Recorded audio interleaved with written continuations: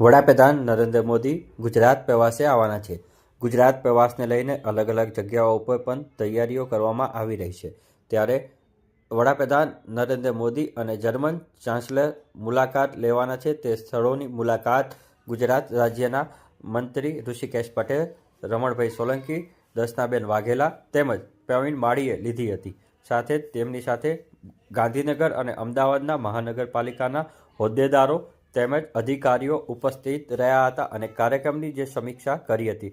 જો વાત કરવામાં આવે તો વડાપ્રધાન નરેન્દ્ર મોદી ગાંધીનગરના મહાત્મા મંદિર સુધી મેટ્રો રેલનો પણ પ્રારંભ કરાવવાના છે। ત્યારે તે જગ્યા ઉપર પણ તેઓએ નિરીક્ષણ કર્યું હતું।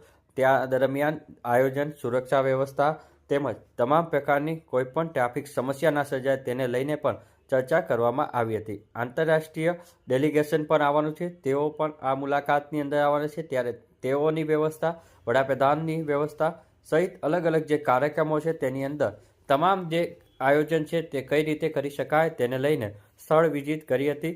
કેબિનેટ મંત્રી ઋષિકેશ પટેલ અને રમણભાઈ સોલંકી તથા રાજ્યમંત્રી દર્શના વાઘેલા અને પ્રવીણ માળીના માર્ગદર્શન હેઠળ આ સમગ્ર રૂટનું જે છે નિરીક્ષણ કરવામાં આવ્યું હતું। 7 જાન્યુઆરીના સવારે 10 વાગ્યાની આસપાસ આ વિઝિટ કરવામાં આવી હતી।